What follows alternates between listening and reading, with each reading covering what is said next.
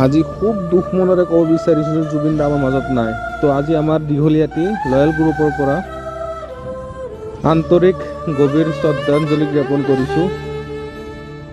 জুবিন দা অমৰ। গোটেই ভাৰতবৰ্ষৰ মানুহ আজি কাৰো মুখত হাঁহি নাই, সকলোৱে হয়তো কিছুমানে প্ৰকাশ কৰিব পৰা নাই, সকলোৱে আন্তৰিক অন্তৰত তাৰ কাৰণে সকলোৱে সকলো জেগাত বিভিন্ন ধৰণৰ বিভিন্ন ধৰ্মৰ লোকে তেওঁক প্ৰাৰ্থনা জনাই শ্ৰদ্ধা জনাই আছে। আজি আমি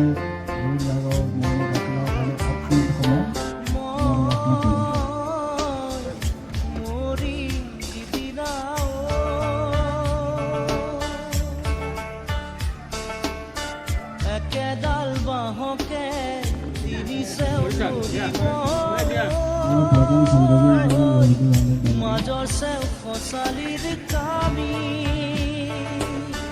চাৰিজন মানুহে কান্ধত তুলি নিব, চাৰিজন মানুহে কান্ধত তুলি নিব, নৈৰ ঘাটৰে মোৰ মনাই নৈৰ ঘাটৰে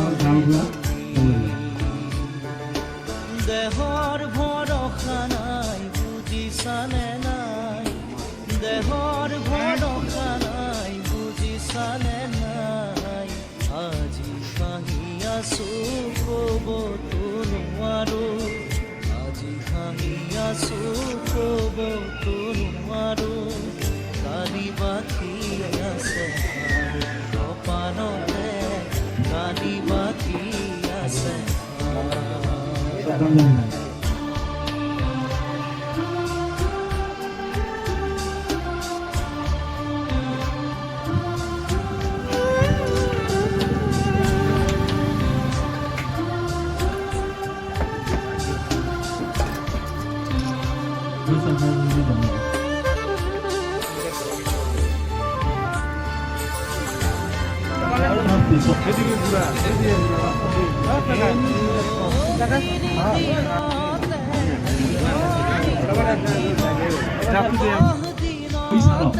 একেৰাহে বাদ্যযন্ত্ৰ বাদক, একেৰাহে তেখেতে আপোনাৰ বিভিন্ন ধৰণৰ স্ক্ৰিপ্টবিলাক লিখিছিলে, গানৰ হওক, নাটক হওক, ফিল্ম হওক, তাৰোপৰি তেখেতে অভিনেতা, তেখেতে ফিল্ম কৰিছিল, মানে তেখেতৰ গাৰ শিৰে শিৰে নুমে নুমে তেখেতৰ অসমীয়া আপোনাৰ সমাজত যিখিনি কলা সংস্কৃতি প্ৰত্যেকটোৰ লগতে তেখেতে জড়িত হৈ আছিল। আৰু এনে এজন বীৰ আৰু ইমান সোনকালে তেখেতে হেৰুৱাব পাৰে, গতিকে অসমে আপোনাৰ যোৱাকালি কান্দিছিলে।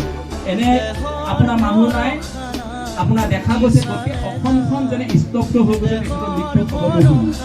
আপোনাৰ সৰুৰ পৰা ডাঙৰলৈ, আপোনাৰ ডাঙৰ দোকানীৰ পৰা সৰু দোকানীলৈ, সৰুৰ পৰা ডাঙৰ দোকানীলৈ, সৰুৰ পৰা ডাঙৰ মানুহলৈ, আপোনাৰ ৰিক্সাৱালাৰ পৰা ধৰি প্ৰত্যেক ঘৰে ঘৰে জাতি ধৰ্ম বৰ্ণ লুটি থাকে, পাহাৰ ভৈয়াম, হিন্দু মুছলমান বঙালী শিখ জৈন এনে জাতি নাই যাক তেখেতে শ্ৰদ্ধা কৰা নাই। সকলো জাতিয়ে তেখেতক কিন্তু শ্ৰদ্ধা তুমি জ্ঞাপন কৰিছে, সকলোৱে কান্দিছে। মানে তেখেতে আমাৰ সঁচাকৈ অসমৰ কাৰণে এক ডাঙৰ এটা সম্পদ আছিল, আৰু যাক হেৰুৱাব পাই আমি সকলোৱে আজি দুখিত।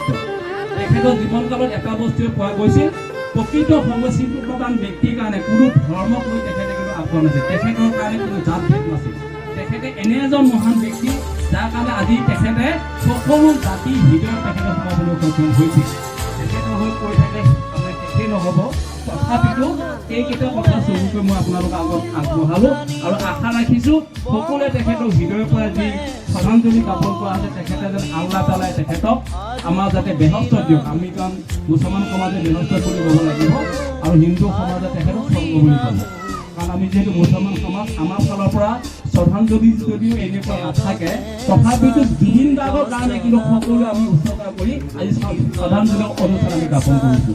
আচলতে আমাৰ মছজিদ আৰু মাদ্ৰাছা যোৱা হ'ব, মছজিদ আৰু মাদ্ৰাছা তেখেতৰ হৈ যোৱা হ'ব। কালিলৈ তেখেতৰ যিহেতু আপোনাৰ শ্ৰদ্ধাঞ্জলি দিব, তাৰপিছৰ পৰাহে তেখেতৰ কাৰণে হয়তো মছজিদ আৰু আমাৰ মাদ্ৰাছাবিলাকৰ হয়তো আমাৰ তাত হ'ব, কাৰণ সকলো ধৰ্মত বেলেগ বেলেগ ধৰ্মৰ তেখেতৰ হয়তো এইখিনি আগবঢ়াব না। সময় শেষত মই আজি বিশেষকৈ ৰোৱাল গ্ৰুপৰ উদ্যোক্তাসকলক ধন্যবাদ জ্ঞাপন কৰিছোঁ।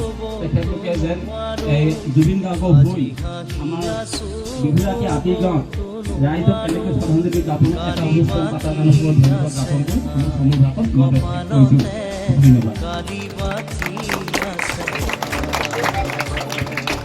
দেহৰ ভৰসা নাই বুজিছানে নাই দেহৰ ভৰসা নাই বুজিছানে নাই